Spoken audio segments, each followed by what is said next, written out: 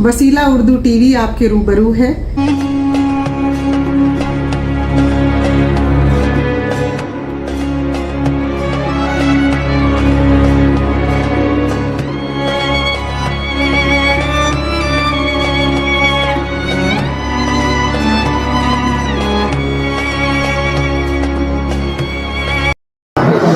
तालीम इंस्टीट्यूट नई दिल्ली के ज़ेर एहतमाम महमूद हयास मेमोरियल ट्रस्ट बेंगलोर के इश्तराक से ये 2 रोज़ा कौमी गालिब सेमिनार मौज़ूअ गालिब और आलमी इंसानी कदरों के पहले तकनीकी इजलास में आप तमाम मकाला निगारान और सामीन ख़वातीन व हज़रात का खैर मक़दम है। चूँकि सदर ही जो है निज़ामत फ़राइज़ भी अंजाम देगा, इसलिए मैं हाजिर हूँ। और इसका पहला इफ्तिताही इजलास कल शाम में मुनक़िद हुआ। आप तमाम इसमें ने शिरकत की। प्रोफेसर शाइस्ता मैडम जो उसके नायब सदर है महमूद ट्रस्ट, ये भी तशरीफ़ फरमा है।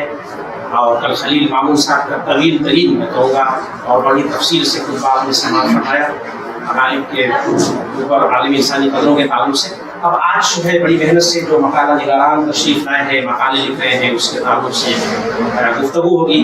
तो बगैर किसी तब्दीली और कलमात के मैं सबसे पहले हमारे पास 4 मकाला निगारान हैं, उनमें सबसे पहले मोहतरमा मदर फातिमा को मैं दावत देता हूँ कि आप अपना मकाला ढाँपें। ये दिल्ली यूनिवर्सिटी ज़ाकिर हुसैन कॉलेज में ये रिसर्च स्कॉलर है, रिसर्च कर रही हैं। तो ये गालिब और आलमी इंसानी कदरों की बात से आप अपना मकाला पेश करें। पूछते हैं वो कि गालिब कौन है, कोई बतलाओ कि हम बतलाए क्या। कुछ अफराद तारीख के खालिक होते हैं और तारीख के साथ साथ खुद फना हो जाते हैं, लेकिन चंद ऐसे होते हैं जो जरीदे आलम पर नक्श दवाम बन जाते हैं। गालिब का शुमार भी उन खुशकिस्मत तरीन लोगों में होता है जिनकी शायरी, शख्सियत और अदबी कारनामों के हवाले से बेशुमार काम हुए हैं और अब तक हो रहे हैं। एक बड़ी तवील फहरिस्त है उन मुहक्किकीन और नाक़िदीन की जिन्होंने गालिब पर मज़ामीन या किताबें लिखकर अपनी गालिब शनासी का सबूत दिया है, जिसके पेश नज़र निसार अहमद फारूकी ने तलाश गालिब में बड़ी दिलचस्प बात लिखी है। हमारे नक़ादों और मुहक्किकों का गालिब पर कुछ न कुछ लिखना ऐसा ज़रूरी हो गया है जैसा कि मनासिक हज में मैदान अरफात का क़याम के उसके बगैर हज ही नहीं होता। न सिर्फ मुहक्किकीन या नाक़िदीन बल्कि मामूली से मामूली उर्दू जानने वाले भी गालिब की शख्सियत और उनके कलाम में दिलचस्पी रखते हैं। गालिब के बेशुमार अशार हमारी ज़बान में इस तौर पर दाखिल हो गए हैं कि वो ज़बान का ही हिस्सा बन गए हैं। मतलब जिंदगी अपनी जब इस शक्ल से गुजरी गालिब, हम भी क्या याद करेंगे जो खुदा रखते थे। हर एक बात पे कहते हो तुम कि तू क्या है, तुम ही कहो ये अंदाज़े गुफ्तगू क्या है। जला है जिस्म जहाँ दिल भी जल गया होगा, कुरेदते हो जो अब राग जस्तुजू क्या है। बना है शहर का मुसाहिब फिरे है इतराता, वगरना शहर में गालिब की आबरू क्या है। इसी तरह से बहुत सारे अशार मैंने कोट किए हैं, 2-3। पकड़े जाते हैं फरिश्तों के लिखे पर नाहक आदमी, कोई हमारा दमे तहरीर भी था। जिक्र उस परिवश का और फिर बयां अपना, बन गया रकीब आखिर था जो राज़ाए अपना।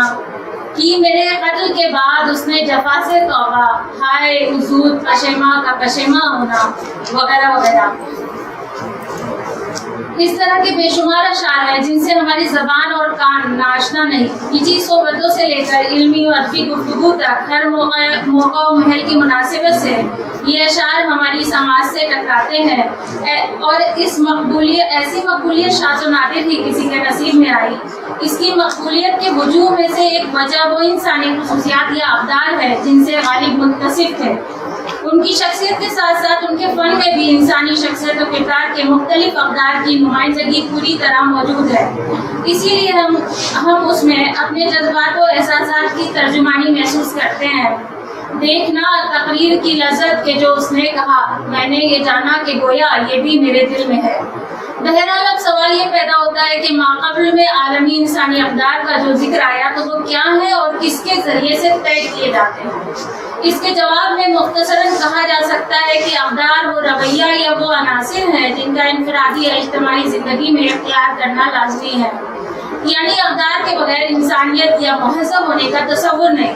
और ये अवतार तय करने वाले बुनियादी अदारों या सरचश्मों में मजहब, तहजीब, मुआशरा, फिक्र, फलसफा और कानून वगैरह हैं। और उनके जरिए से जो अनासिर तय किए गए हैं वो तकरीबन हर जगह यकसा है। यानी दूसरे लफ्जों में यूँ कहा जा सकता है कि ये अवतार या कदर मुस्तकिल और आफाकी है और पूरी दुनिया में यकसा है। मतलब तमाम तहजीबों या मजहब में ये यकसा है कि झूठ बोलना गलत है और सदियों से सब इसी बात पर अटल है। इन यकसा और मुसल्लमा हकीकतों में हक, हुस्न और खैर के अनासिर बहुत बुनियादी और अहम है। यानी हक, हुस्न और खैर के तस्वुर से कहीं इनकार नहीं मिलता। हमारी हिंदुस्तानी तहजीब जो कदीम तहजीबों में से एक है, उसमें भी सत्यम, शिवम, सुंदरम का तस्वुर मिलता है। गालिब भी इन्हीं बुनियादी कदरों के अमीन रहे। इंसान अपनी तरीक़े ज़िंदगी, रवायात के अहया, तहजीब से ही तरक्की के मनाजिल तय करता है और अपना मुकाम व मेयार कायम करता है। गालिब की मिसाली शख्सियत या किरदार में कई पहलू बहुत नुमायाँ हैं।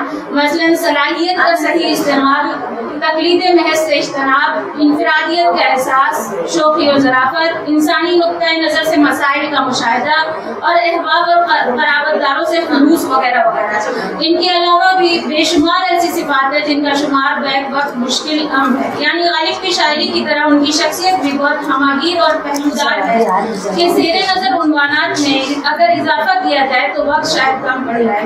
हाली से लेकर खुर्शीदुल इस्लाम और फिर उसके बाद से अब तक इस हवाले से गुफ्तगू होती रही है और आइंदा भी कुछ न कुछ शायद गुंजाइश बाकी रहे। उनकी शख्सियत और किरदार को जांचने के लिए इस हकीकत को पेश नज़र रखना ज़रूरी है कि वो अभी कम सिनी में ही थे कि उनके वालिद और चचा का इंतकाल हो गया। जाहिर है कि ये सूरत हाल उनके लिए इंतहाई सब्र आज़मा होगी।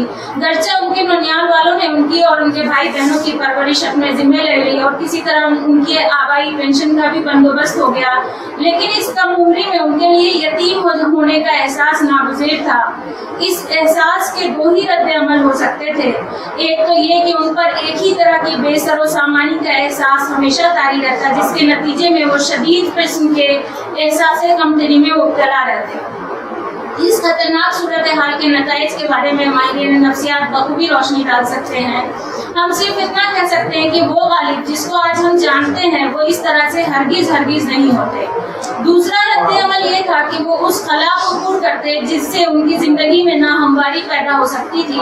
उन्होंने इसी दूसरे रद्द अमल को कबूल किया और सिर्फ यही नहीं बल्कि कम उम्री के बावजूद कुछ बड़ा करने की ख्वाहिश ने उनके शऊर को बातिल तख़य्युलात की आम जगह न होने दिया, बल्कि इतनी मामूली सी तालीम की बुनियाद पर अपने ज़ाती मुताले की कुव्वत से जो अदबी कसर उन्होंने तामीर किया उसकी बुलंदियाँ आज किसी से पोशीदा नहीं है। कहा जाता है कि माशरती जिंदगी में बाहमा रफ्तन और बेहुमा शुदन के उसूल अगर हद इत्तदाल से बढ़ जाए तो इंफरादी जिंदगी की तमाम कशिश और जाज़बियत बेरौनक होकर रह जाती है। गालिब की जिंदगी के मुताले से अंदाजा होता है कि उनकी अना और बेखुदी में एक खास दर्जे की मुनासिबत पाई जाती है, जिसने उनकी शख्सियत को न सिर्फ पुरकशिश और बावकार बनाया बल्कि उनकी शख्सियत के इन्हीं सिफात की वजह से हम उनको एक गुजरी हुई तहजीब का तर्जुमान भी तस्लीम करते हैं। हालांकि हम देखते हैं कि मीर भी गालिब से कुछ कम अनापरस्त नहीं थे, लेकिन उनकी अना और बेदिमागी आपस में मुद्दम हो जाते हैं। मीर की अनानियत उनकी शायरी और बेदिमागी में इस तरह गुम है कि उसका सुराग लगाना मुश्किल है। इसके बरक्स गालिब की अनानियत उनके फन में भी नुमाया है और शख्सियत में भी। उनकी अनानियत में शऊर व बालिगी का एहसास किया जाता है। उनकी इनफरादियत माशूक या महबूब को सरगर्म न्याज देखना चाहती है। वो पूछे यार में नक्शे पाए यार को सजदा करते हुए जाना अपनी किसे शान समझते हैं और उनकी गैरत ताकत दीदार को भी देखकर फुटती है। क्यों जल गया न ताबे रुखे यार देखकर, जलता हूँ अपनी ताकत दीदार देखकर। गरज ये कि गालिब की अना में एक खास किस्म का तनासुब और नफीस इत्तेदाल पाया जाता है। हालांकि गालिब के यहाँ एहसास कमतरी की निशानदेही भी की गई और नरगिसियत में मुब्तला करार देने की भी कोशिश की गई, जबकि इस ताल्लुक से एक नहायत उम्दा मजमून मानव कराची फरवरी 1965 में गालिब और नरगिसियत के उन्वान से शामिल है, जो पढ़ने से ताल्लुक रखता है। इसमें कोई शक नहीं कि गालिब के ताल्लुक से नरगिसियत और अनानियत वगैरह की बातें इस कदर आम हो गई कि दूसरी काबिल कदर बातें पर्दे खिफा में चली गई। हकीकत यह है कि वो एक दर्दमंद दिल रखते थे और उनकी अपनी जिंदगी जिस तरह आलाम और रोजगार से दो चार रही, उसका नतीजा ये था कि वो दूसरों के रंजो अलम को समझे। यही वजह है कि जब किसी عزیز کی تکلیف و پریشانی کا ان کو علم ہوتا تو مسترب ہو جاتے اور یہ اضطراب اس وقت تک برقرار رہتا جب تک اس پریشانی اور تکلیف کے دور ہونے کی اطلاع نہ مل جائے۔ ان کے کردار میں یہ درد مندی اور غمگساری صرف احباب اور عزیزوں کے لیے ہی مخصوص نہیں تھی، بلکہ ان کے دل میں عام انسانوں کے لیے یہی جذبہ کار فرما تھا جس کا اظہار انہوں نے اپنے کلام اور خطوط میں جا بجا کیا ہے۔ کانٹوں کی زبان سوکھ گئی پیاس سے یا رب، ایک آبلا پا وادی پرخار میں آوے، کون ہے جو نہیں ہے حاجت مند، کس کی حاجت روا کرے کوئی۔ ایک خط میں نواب علاؤالدین خان کو تحریر کرتے ہیں، قلندری و آزادگی و ایثار و کرم کے جو دوائی میرے خالق نے مجھ میں بھر دیے، ان میں بقدر ہزار ایک وجود میں نہ آئے، نہ وہ طاقت جسمانی کے لاٹھی ہاتھ میں لوں اور اس میں ایک شطرنجی اور ٹین کا لوٹا ماں سود کے ایک رسی کے لٹکا لوں اور پیادہ پا چل دوں۔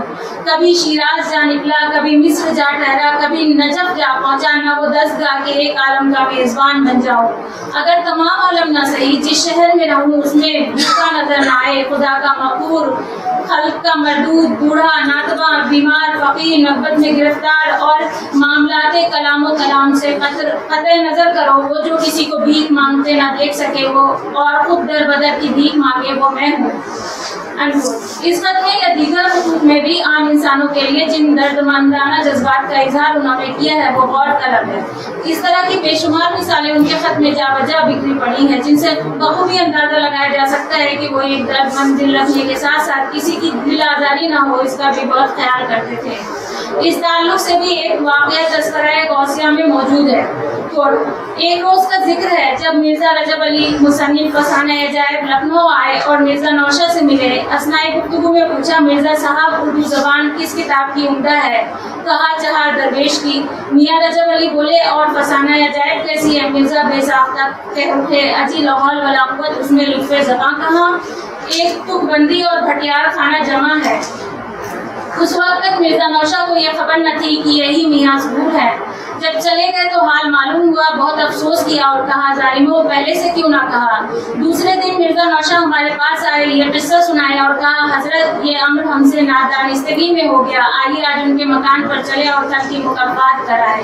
ہم ان کے ہمراہ ہو لیے اور میاں ظہور کی فرودگاہ پر پہنچے۔ میرا کے بعد مرزا صاحب نے عبارت آرائی کا ذکر چھیڑ دیا اور ہماری طرف مخاطب ہو کر بولے، جناب مولوی صاحب، رات میں نے فسانہ عجائب کو بغور دیکھا تو اس کی خوبی عبارت اور رنگینی کا کیا بیان کروں، نہایت فصیح و بلیغ عبارت ہے۔ میرے قیاس میں تو ایسی عمدہ نثر پہلے نہ ہوئی نہ آگے ہوگی، اور کیوں کر ہو اس کا مصنف اپنا جواب نہیں رکھتا۔ غرض اس قسم کی بہت سی باتیں اپنی خاکساری اور ان کی تعریف کر کے میاں ظہور کو بہت مسرور کیا۔ دوسرے دن ان کی دعوت کی اور ہم کو بھی بلایا۔ اس وقت بھی میاں ظہور کی بہت تعریف کی۔ مرزا صاحب کا مذہب یہ تھا کہ دل آزاری بڑا گناہ ہے، اور در حقیقت یہ خیال بہت درست تھا ان کو۔ غالب کے اردو خطوط کی تعداد جو مولانا غلام رسول مہر نے مرتب کیے ہیں تقریباً 650 ہے۔ جن حضرات کو یہ خطوط لکھے گئے ہیں وہ 90 افراد ہیں۔ ان تمام خطوط کا بغور مطالعہ کرنے کے بعد آپ اس حقیقت سے متاثر ہوئے بغیر نہیں رہ سکتے کہ ان کو اپنے مکتوب لہجہ کتنا پاس خاطر تھا اور وہ اپنے عائشہ و اقربا سے کس درجہ مخلص تھے۔ ان تمام خطوط میں کہیں بھی ایسا اشارہ نہیں ملتا جس کی بنیاد پر کہا جا سکے کہ انہوں نے فلاں مقام پر مکتوب لے کے دل کو ملول و رنجیدہ کیا ہے۔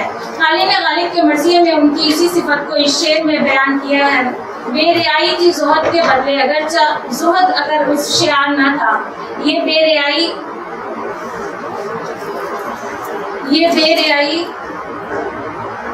کبھی مزاح و ظرافت کے روپ میں، کبھی غمگساری و دلجوئی کے شکل میں، کبھی تسکین و دل نوازی کی صورت میں ان کے ظاہری اعمال اور باطنی کیفیات سے عیاں ہوتی ہے، اور ان سے تعلق رکھنے والے ہر شخص کو اپنے گردیدہ بنا لیتی ہے۔ غالب کی شاعری اور شخصیت کا ایک اہم پہلو یہ بھی ہے کہ ان دونوں میں تضاد واقع نہیں ہوتا۔ حالانکہ دنیا کے بہت سے بڑے فنکار اور ارباب کمال ایسے گزرے ہیں جن کی زندگی اور فن میں کھلا ہوا تضاد پایا جاتا ہے۔ اس کی وجہ یہ ہے کہ جب کوئی فنکار اپنی شخصیت اور کردار کے کمزور پہلوؤں کو جنہیں زمانے میں معاشرت اور اخلاقی قدروں کے منافی خیال کیا جاتا ہے پوشیدہ ہی رکھنا چاہتا ہے، جبکہ غالب بار بار اپنی کمزوریوں کا اعتراف کرتے نظر آتے ہیں. یہ مسائل تصوف، یہ تیرا بیان غالب، تجھے ہم وہی سمجھتے جو نوادہ خان ہوتا. جانتا ہوں ثواب طاعت و زور پر طبیعت ادھر نہیں آتی. کعبہ کس منہ سے جاؤ گے غالب، شرم تم کو مگر نہیں آتی. نہ کردہ گناہوں کی بھی حسرت کی ملے داد، یارب اگر ان کردہ گناہوں کی سزا کیا ہے. حد چاہیے سزا میں عقوبت کے واسطے، آخر گناہ گار ہوں کافر نہیں ہوں میں. اس طرح کے بے شمار مثالیں موجود ہیں جن میں اپنی کمزوریوں کا اعتراف ملتا ہے، جس کو دیکھتے ہوئے یہ کہا جا سکتا ہے کہ ان کی شخصیت اور شاعری میں نہ کسی قسم کا تضاد پایا جاتا ہے اور نہ کسی طرح کا تصنع یا فرار حاصل کرنے کی کوشش ملتی ہے. حالانکہ قاضی عبدالودود کا ایک مضمون غالب کی راست گفتاری کے عنوان سے ہے جو ریختہ پر بھی موجود ہے. اس مضمون میں قاضی صاحب نے غالب کے 19 ایسے بیانات کی نشاندہی کی ہے جو تحقیق کے بعد غلط ثابت ہوتے ہیں. اب ان بیانات میں ارادتاً غلط بیانی کی گئی ہے یا سہو ہو گیا ہے، واللہ عالم. ظاہر ہے کہ غالب کی شخصیت و کردار یا زندگی موافق بشر نہیں تھی، اس لیے ان کی شخصیت اور زندگی کا مطالعہ کرتے ہوئے اس بات کا خیال رکھنا ضروری ہے کہ یہ تمام واقعات جہاں تقاضۂ بشریت کے سبب ہیں، وہیں ان کی جرأت اور عالی ہمتی کے بھی ضامن ہیں. یہ کیا کم ہے کہ ان کے ہاں اس تصنع و فرار کا فقدان ہے جو زندگی کو حقیقت کے بجائے معمہ بنا دیتے ہیں. بلائے جہاں ہے غالب اس کی ہر بات، عبارت کیا، اشارت کیا، عطا کیا. بہت